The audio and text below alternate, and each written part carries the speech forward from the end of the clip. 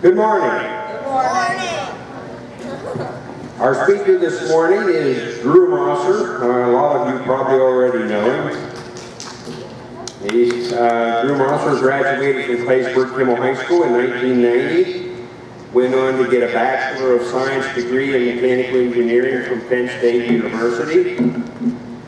He moved to Detroit in 1995 to work as an automotive design engineer for the Ford Motor Company and specialized in exterior vehicle lighting. He was a member of Ford's Big Bang Group, an instructor for the Strategic Inventive Thinking Group. After moving to South Carolina to open a plant for Hella Lighting, Drew and his wife, Karen Mosser, moved back home where he designed robots for the United States military. Drew now works at Alpha Metals in Altoona as the plant engineer and certified Six Sigma Black Belt. Not easy to say. His work in engineering has given him the chance to travel to many foreign locations, some of which include Germany, the Netherlands, Mexico, Canada, the Czech Republic, and Hungary. Drew holds 3 U.S. patents and is passionate about inventing. He is the Cub Scoutmaster of Claysburg Pack 365. His hobbies include geocaching, fishing, and creating in his shop with his son, Casey Mosser. Drew Mosser, thank you. Thank you, thanks. Okay, this is definitely working. I'm going to back up a little bit.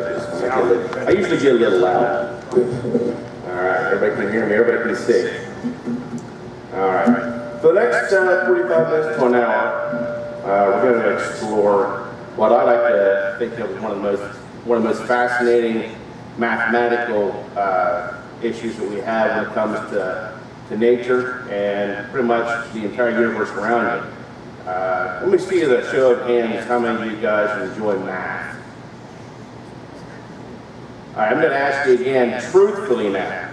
Truthfully, how many of you guys actually like math? Truthfully. All right, okay. Probably 50% of you are just humoring me, but see, the good thing is that whenever you're in school, you're taught the basic foundations of mathematics, okay? 2 plus 2, 4 plus 4, we get into logarithmic equations, we get to multiplication, division, we get all that cool stuff, and you ask yourself constantly, and I did this too, ladies and gentlemen, because I was sitting in your seats a long time ago. You kept on asking yourself, what do I do with this stuff? How many people, whenever they're doing their math, actually say, what am I supposed to do with this?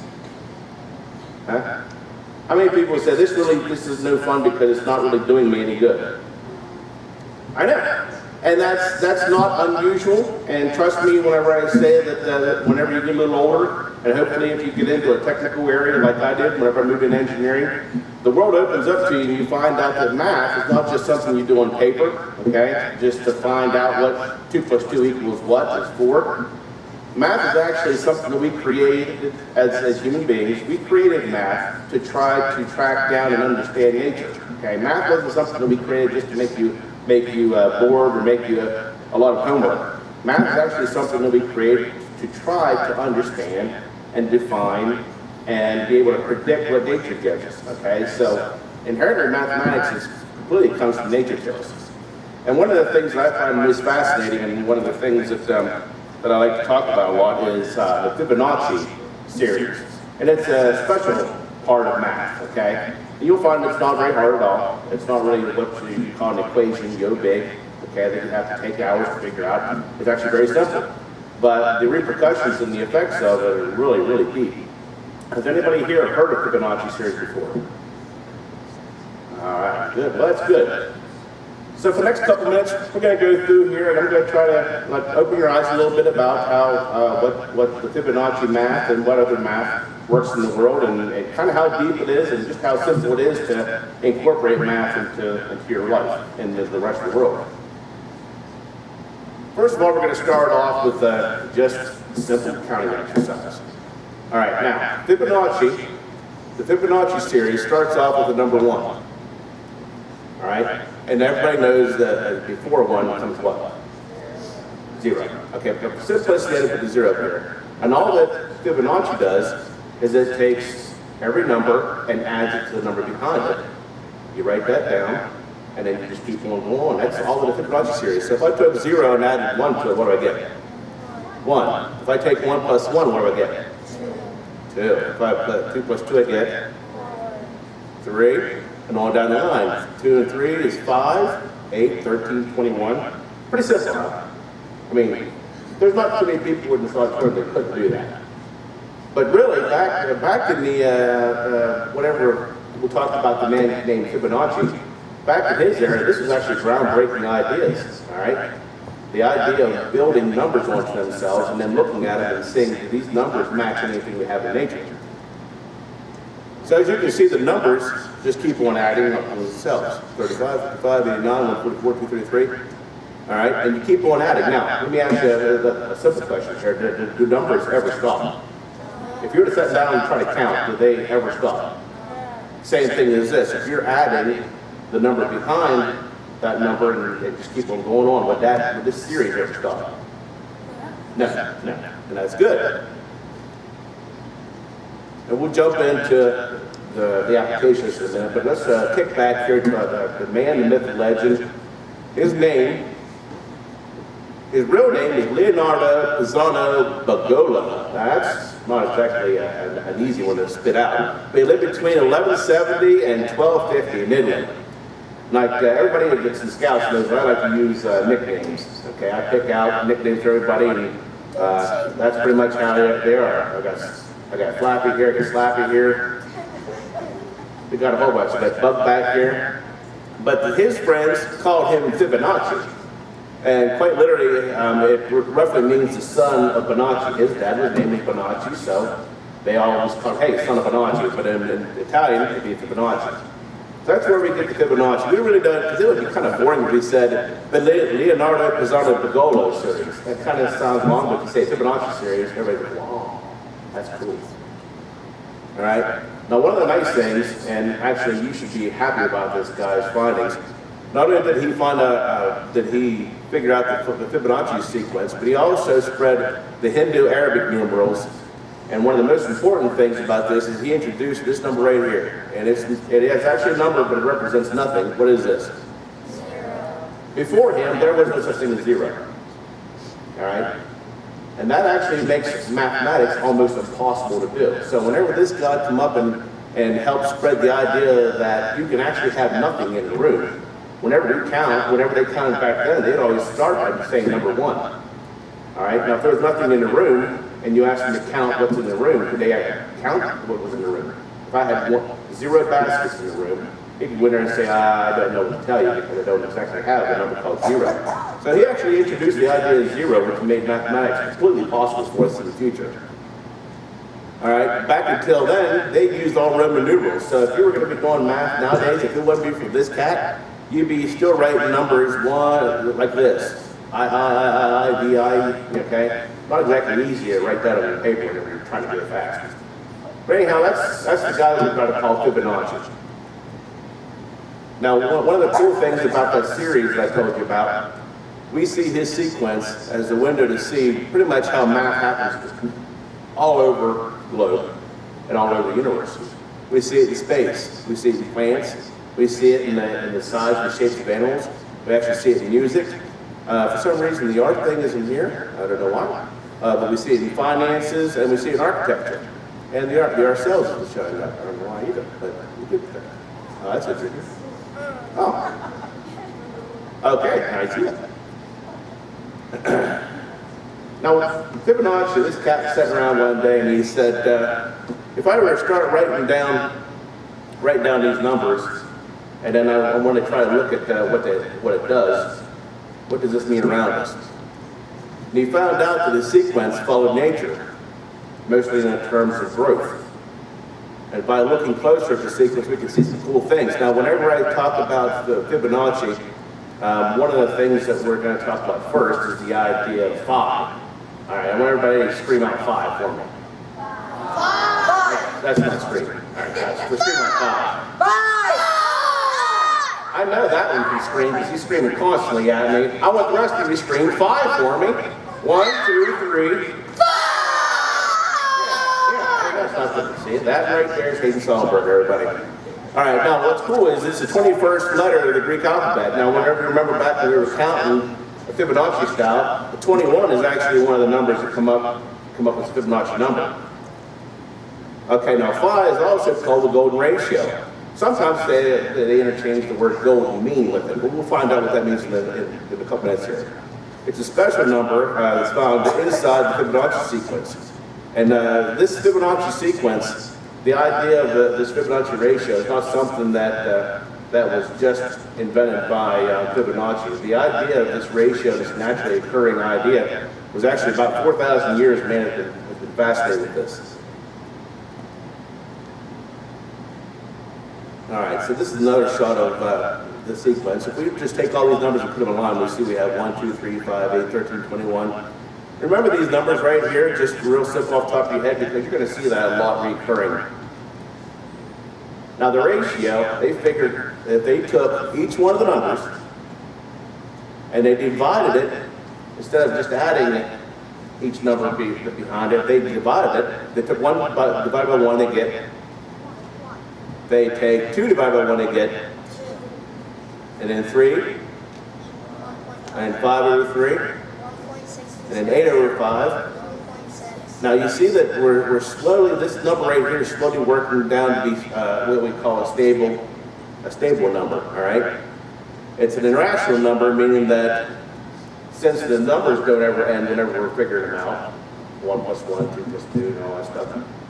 Irrational means it never ends. So whenever we keep on taking dividing the next number by itself, we eventually come up with this nice long number. It's 1.618. We're just going to call 1.618. That's 5. It's an irrational number. Remember this whenever I talk about the golden ratio, the golden mean. This is the number that I'm talking about. Now that was the boring part. That was the math you guys are used to in school. Everybody's pretty much falling asleep right now, and I understand that. But the cool part is, now that we understand how we got to this thinking number, we're going to see where it lies in nature around us. Did you know that pretty much every stamp that you're ever going to touch in your hand has one side that's 1.618 times longer than the other? Now, and it's pretty cool though, because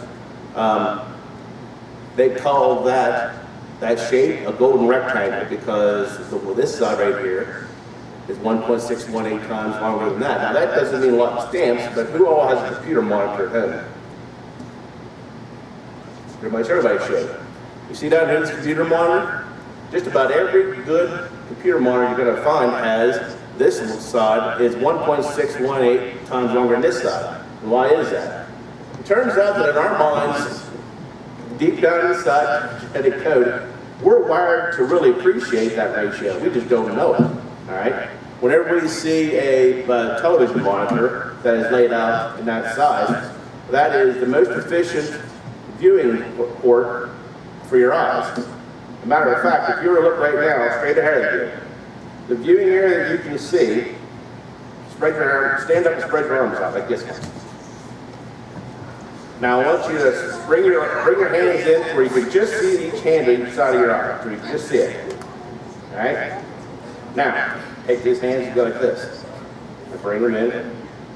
If you were to measure that area, this area here is always going to be 1.618 times the height of this. So it makes sense that the way our eyes see, you want the screen to be shaped like that, right?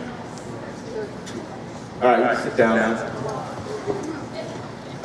This is a quick little gauge that everybody uses whenever they're trying to study Fibonacci. Whenever you take this and take this gauge and you open it up, whatever you open up this piece to, all right, this part right here will be the ratio artery. Artists use this an awful lot. One of the big artists that everybody knows was completely astounded with Fibonacci. Maybe take a guess what artist was one of the first ones to use Fibonacci. Leonardo? Nope. This would be a little closer than everybody sees. A lot of television. Sometimes you go visit the area his theme park. I'll give away a big one there. He has a theme park named after him. What'd you say? I think, did you say, what one of you guys says? She has it now. No? Walt Disney, yes. Come on up here and grab a buck there for you. Walt Disney was completely infatuated with the idea of using phi in art and the golden ratio, because whenever you make pictures in art that use this concept, it's a lot more pleasing to your eye. And we'll get into that in a couple minutes here. Now this is kind of an example of whenever you take that calculator and you lay it out, how many things actually fall right in place. Just about all your musical instruments, for some reason the artist enjoyed the fact that if they made the body and the neck the ratio, that would give you the perfect sound and also the perfect shape to hold. You know that? For some reason, whenever they designed the CDs, the CD ratio falls exactly right within the 1.618, the Fibonacci numbers. Pretty much every flower petal and every seed-bearing plant you're going to find naturally falls within these ratios. The growth aspect of life, you're going to find out that whenever plants grow, they grow according to these ratios. Your face is one big Fibonacci number, and how much your face varies from that number makes an idea whether you're more attractive or less attractive. I fall very far away from you because I'm pretty ugly. Ask my kid, he'll tell you how ugly I am. All right. I'm an ugly old cuss. Okay, you see another flower over here. Animals, most of them are shaped within the Fibonacci. Modern art, modern stuff, you can see where every one of these little squares you're seeing, rectangles, that is a ratio set up by the Fibonacci. So pretty much everything that you consider to be a really cool looking item is laid out according to the Fibonacci stuff. Now, also notice that Disney, whenever you said about Disney, this right here is the shorthand version of phi. So whenever Disney signed his name, he actually put 2 phis in his signature. He liked it that much. This is one of the things that I did whenever I was up in Detroit. We found out that by laying out vehicles so that they had just the right proportions, if you look at this gold line is always going to be 1.618 times longer than the red line. All right? So as long as I keep these ratios on the car in front of you whenever I'm designing it, you're going to think it's a harder looking vehicle, right? And if you really can't see it that well, but this right here has the little purple rectangles, everything is laid out within that area, making it more pleasing to your eyes. So whenever you stick to the layout of Fibonacci ratio, art looks cooler, cars look better, nature looks more brilliant. A lot of the old architecture and a lot of the new architecture followed the idea of the golden ratio. This is what I call it the golden mean. Notre Dame, you can't really see these little green lines, but the entire layout of Notre Dame was based on Fibonacci. The Parthenon has every dimension on it is set to be perfect ratio. The UN building, everybody knows about that one. The Taj Mahal, they have all the doors and layouts and the entire area of it set up with Fibonacci. The Toronto CN Tower, they have the height of it. This right here is 1.618 times long with this picture right here. So whenever you look at it, you say that's pretty cool. Deep down inside, your mind's already calculating these numbers and you don't even know it. Some of the stuff from antiquity, old things, the Great Pyramids are completely based on phi. If you look in here, you can see that this golden triangle is based on phi. Noah's Ark, if you read the Bible, all the dimensions given to build Noah's Ark completely laid within the ratio of phi.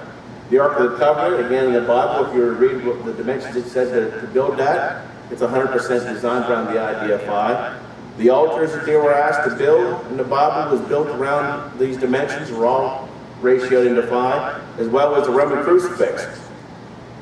What we consider to be the Christian cross is 100% dimensioned, perfect to the golden mean.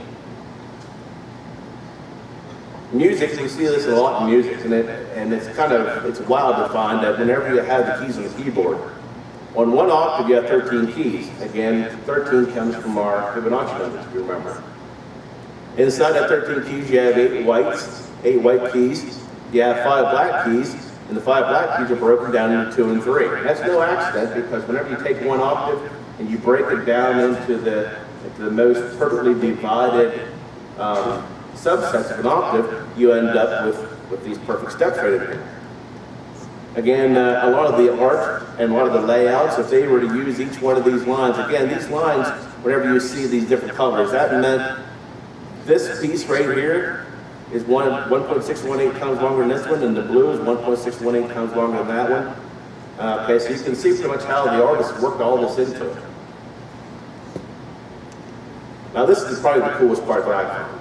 Whenever you start finding the golden mean within ourselves and plants around us, everybody can see that it's the dolphin.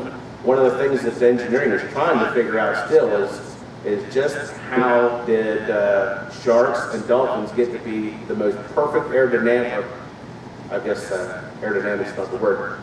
It can slip through water with the least resistance of any other animal. And it's because of the perfect Fibonacci series layouts that it has its body. Again, each one of these colors shows a step up or step down from the next one beside it. You see all the insects in the insect world, the dimensions of its body. See how it steps up and down? And one of the coolest things is our body is one big Fibonacci template. We'll get into that here in a couple minutes. All right, I want to put your hand out in front of you. Hold that hand out. And I want you to notice this piece right here, okay, from the tip of your finger to the first knuckle, the bone that follows next to it, all the way up your arm, will be always 1.618, or the Fibonacci 5, longer than the next one. So this bone right here is Fibonacci 5 longer than this one. This bone is longer than this one by the same ratio. The entire length of of your finger, okay, from the end of your finger down to the knuckle, is 1.618 times shorter than your hand. All right, so isn't that amazing? The most efficient layout for fingers, all right, and still today, because I was a robotics engineer, today we still can't figure out how to make something more tactile and more efficient than the human hand. And it's all because of those dimensional layouts. And also, you can walk your way up your arm. If you take your forearm, your hand is 1.618 times smaller than your forearm. And that works throughout your entire body. See these lines right here? That's pretty much a gauge. It shows you the Fibonacci step. The white being the maximum, the entire length of the entire height of your body. The blue is a Fibonacci step up. And if you take each one of these blues and lay them over, each one of these lines and lay them over top of your body, you see that the ideal human figure was completely metered out according to these ratios, that golden ratio 1.618. So I find it completely amazing that when we were created with an underlying perfection of this idea called phi. Your face, if you look here at these, each one of these, you see the little phi symbol inside of here? All right? Each one of your face is set up to the perfect ratio. Again, the idea is that we were all created to be as close to that as we could be, but the minor variations we see from that phi is what makes us who we are. So a little bit of a long ratio here makes this look a little bit different. You know, every number just changes its size a slight bit. But that's the relationship of a whole as the human body.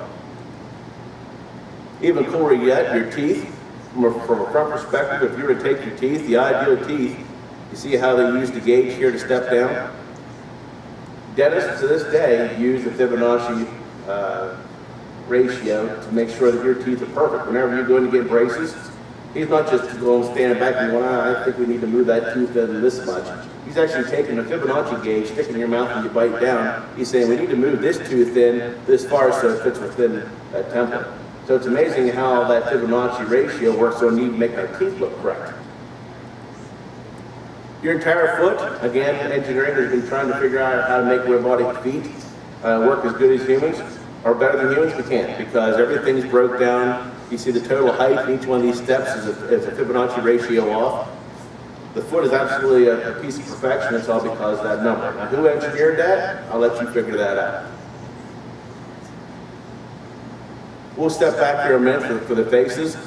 Take a look at that face once. I want you to, in your mind, to see if you can spot the Fibonacci ratios in that. Okay, I want you to take a look at the eyes, the width of the eyes, the height from the nose to the eyes, the actual height of the eyes, the width of the mouth. Okay, take a second and look at that and see if you can come up with all those. This is the actual layout of an ideal face. If you see the height of everything, the layout of the human face is completely based on these ratios. All right, isn't that amazing that absolutely every part of your face, if you're going to draw it, if you sit down with the templates that with these lines, and you're going to just start with the lips being that high, and the nose being that far away from the eyes, and the eyes that spaced that far apart. Even if you can't draw it all, if you use these templates and this number, you're going to come out with the ideal looking face, even if you can't draw it. And the closer these proportions get to being the perfect 1.618, the more beautiful we figure something is. That thing right there, I'm sure is definitely not a 1.618. All right. You see his nose is a little bit farther away from the eyes than it should be, and his tooth is just a little bit too far over this way. And that ear being chopped halfway off doesn't look halfway where it should. So. Close your eyes. Is everybody, who all watches CSI and those cop shows? All right, did you ever hear of facial recognition?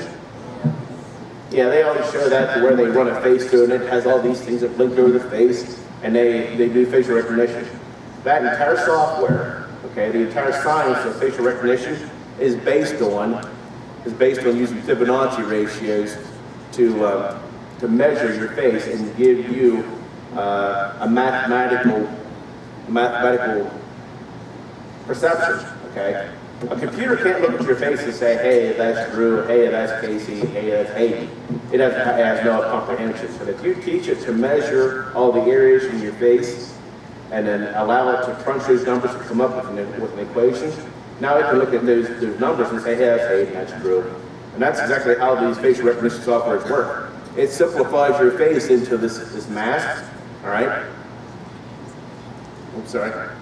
And that mask then is broken down into a nice little equation of ratios that is completely unique to you. So whenever I look at somebody, my brain is doing exactly what that software is doing, but my brain has been made far superior to computers, so I can crunch this down. We're just trying to figure out how the brain works, and this is how it works. It breaks this down into numbers.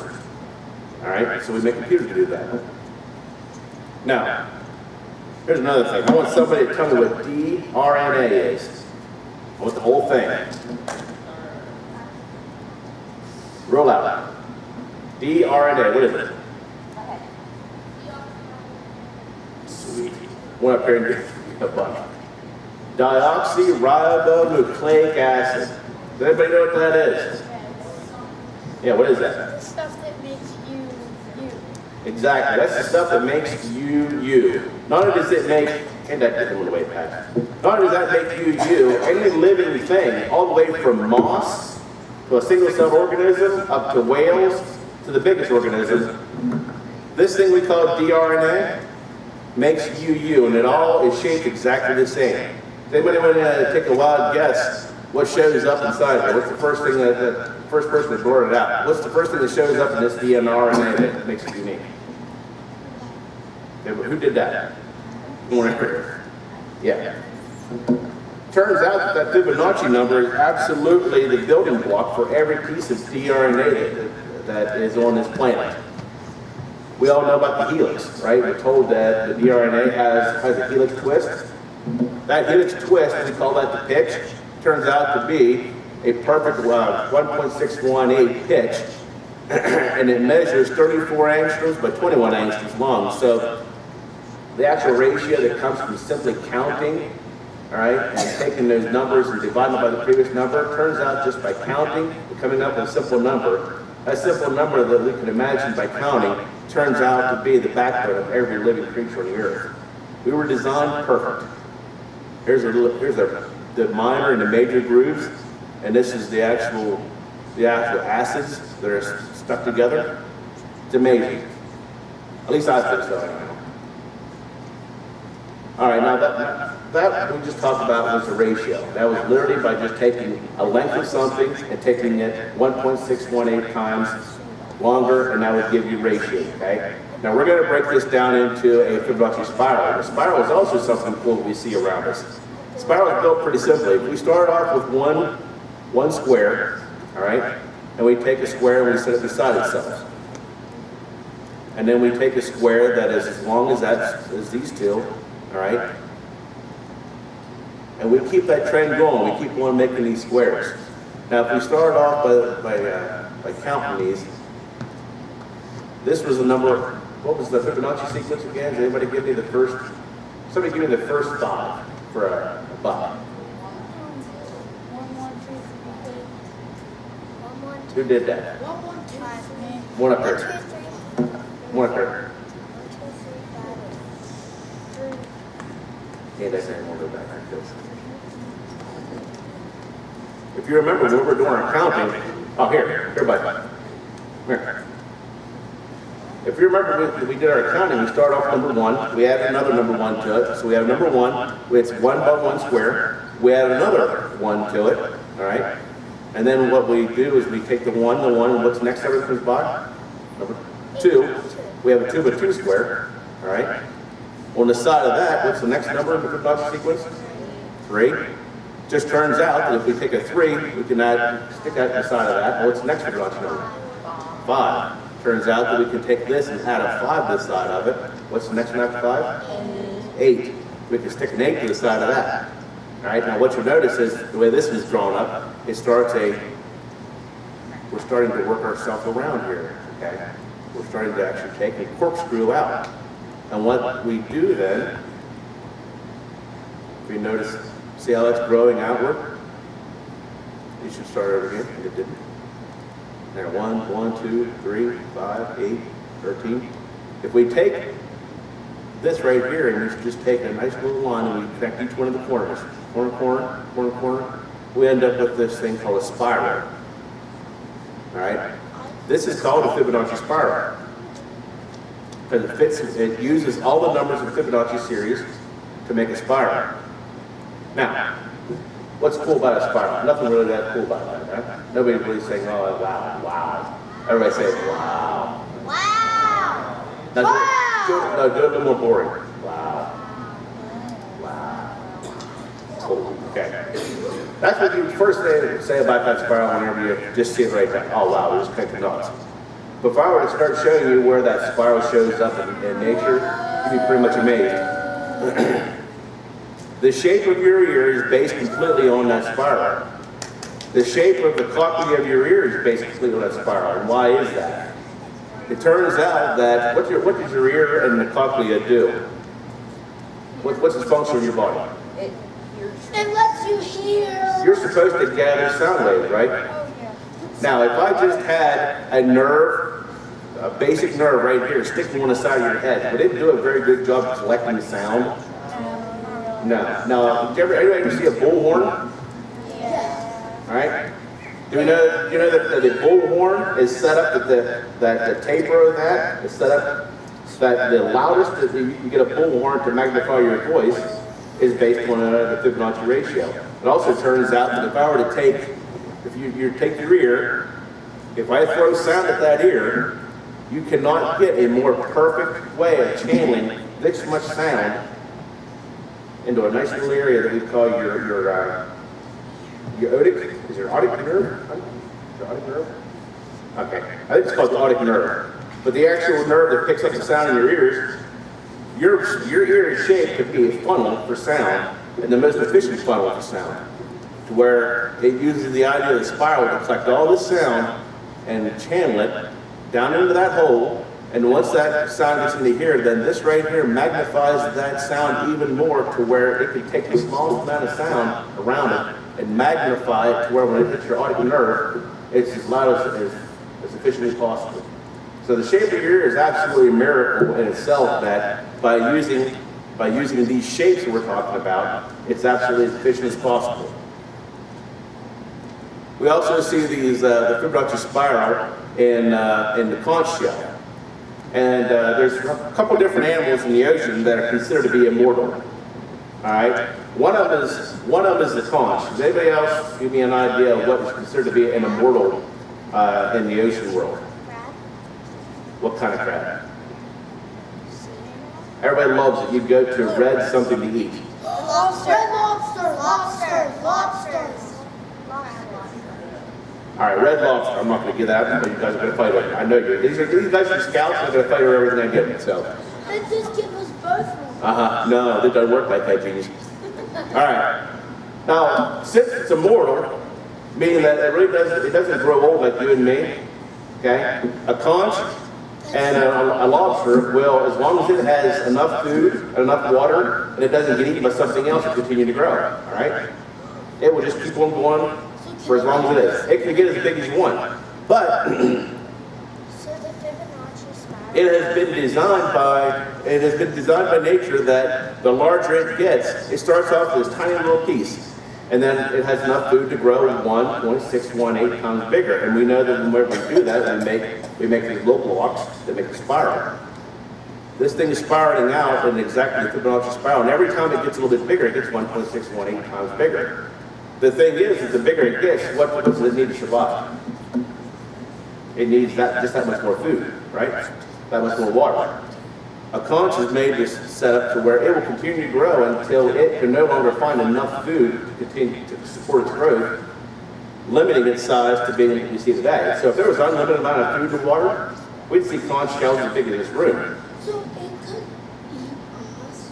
Yeah, it could eat you if you got that big, but luckily, nature is set up to this design to where its limiting factor is its growth. It gets so big that it can no longer get any bigger. It can't find enough food to get any bigger, so it stops at that size, and it will just continue to happily stay at that size for the rest of its life, which as long as it has food will be, as long as, forever.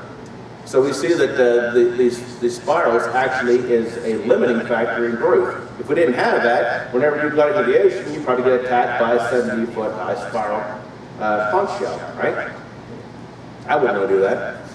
Another cool thing, they're actually setting on top of a Fibonacci spiral.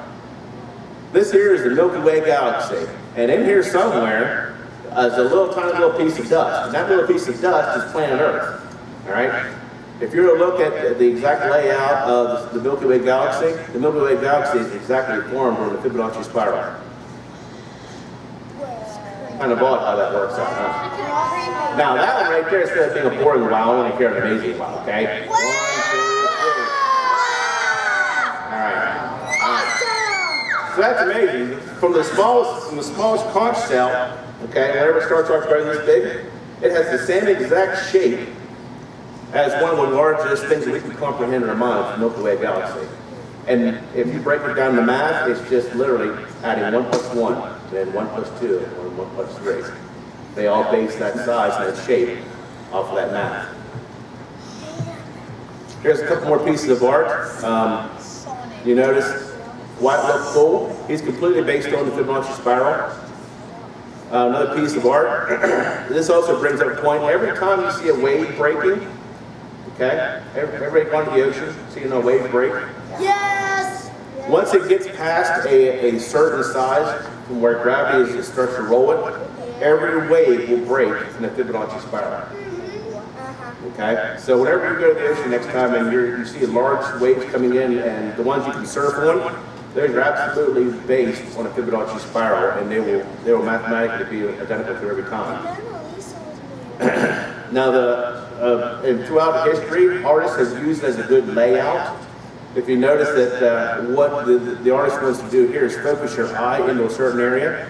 So what he's doing is he doesn't put the spiral on the actual painting, but he makes the painting shaped like the spiral so that your mind and your eye naturally progresses its way into where he wants you to see. He uses it as a like your ear collects sound and guides to one area. Artists use that to collect your eye and focus it into one little area that they want you to look at. At this point, it's the face of the woman. Mona Lisa was set up exactly the same way. The area out here, obviously the artist didn't really put too much time and attention on that, but he did put a lot of time and attention on the face. So whenever it comes to the spiral, whoa. when it comes to that spiral, you see that the artist used that as a collector for your face. Who did the Mona Lisa? Leonardo da Vinci. Right over here in the red, first hand up. All right, you want to mention this from above here.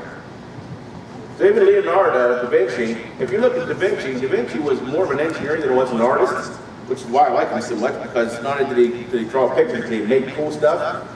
If you have the time, look up all of his inventions and all of the things that he created.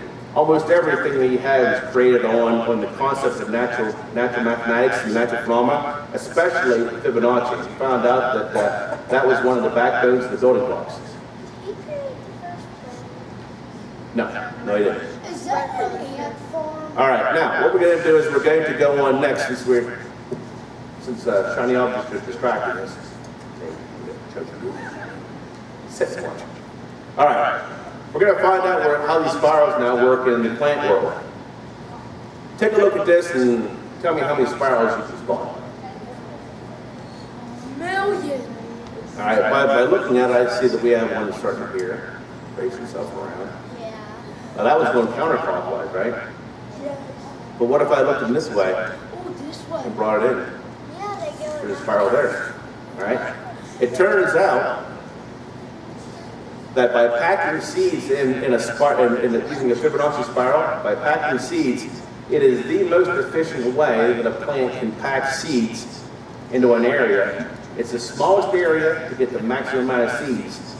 Now, if you're a plant and you only have so much nutrition you can pull out of the ground, if you're the one to figure out how to create the most seeds with the smallest amount of energy, that means you're the most efficient. If you're the most efficient, that means you get the most seeds out, and you propagate yourself, and you know that's how you spread your life form. All right? You see any more of these spirals? Black and white a lot of times makes it a little more obvious. So we'll go to the next one here. I'll show you. There's actually at least 3, sometimes up to 7 to 10 different spirals. You see this spiral coming in? If we start counting here, number 1 go across, not only is it a spiral, but it ends up in a number 34, and 34 is a what? It shows up in our Fibonacci sequence, doesn't it? So it's odd that whenever we count around here, the amount of spirals just turns out to accidentally be a Fibonacci number. If I start on this way and start counting this spiral, see that's a little more shallow, I come up to 56.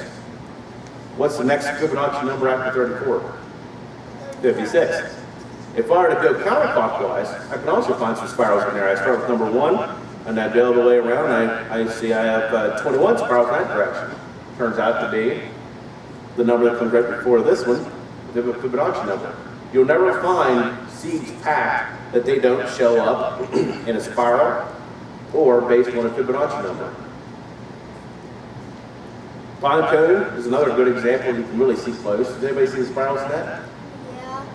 Yeah. Yes. Turns out that it has a couple set of spirals. Comes around here, starts number 1. It has 8 spirals in this direction, and 8 is the Fibonacci sequence number. And if you count backwards, all right, if you go clockwise instead of counterclockwise, we end up with 13 spirals. 13 again, so the next Fibonacci sequence in a row.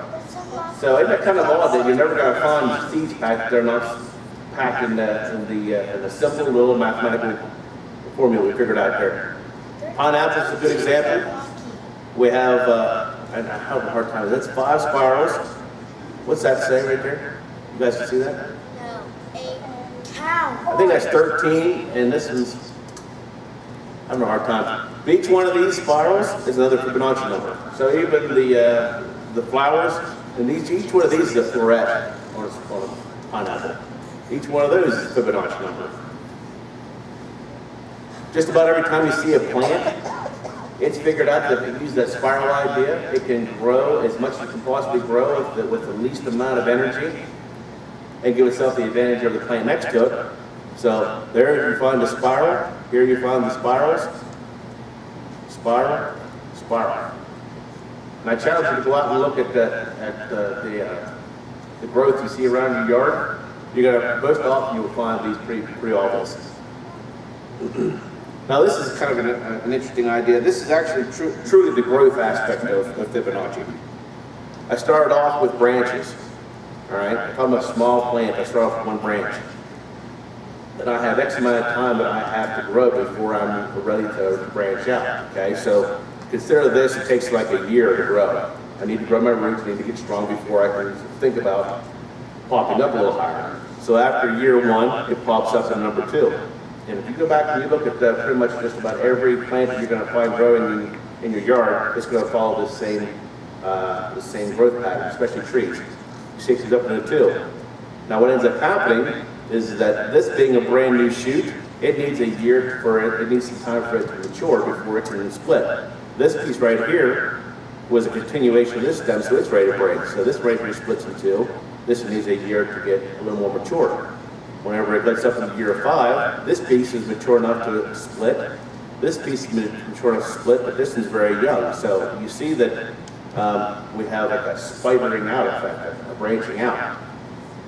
And you'll find that this branching happens pretty much in every tree you're going to find. Now what does this do? What's special about the way this growth happens? It turns out that whenever you grow using this philosophy, you get the maximum amount of growth for the least amount of energy, and you also cover the most amount of area. In the plant world, if you cover up the stuff beside you, you've effectively taken the sunlight away from it. You drown it out, you get rid of the competition. So a plant is programmed and built and designed to grow as big and as fast as it possibly can with the least amount of energy. And using the Fibonacci growing sequence, it does that every time. Not only does that happen in the branches, but the leaves. You also find out the leaves. The higher you go in its maturity, the more the leaves are. And this also gives, if you notice, one special piece about the leaves. If I have a leaf here, the next year I have 1, so we have the 1, 1, okay? Notice how this one, whenever it's collecting light, and this one's collecting light, they're not interfering with each other. As I go up, you'll find that by growing the way that the branches are, the leaf above it doesn't shadow the ones underneath it. So basically, the way that they grow, according to the Fibonacci growth pattern, the plant doesn't choke itself out. It's made up so that by using this growth pattern, it covers as much area as humanly possible, plantly possible, without cluttering itself up, and it all shares the same amount of sunlight. So it's pretty interesting how that works out.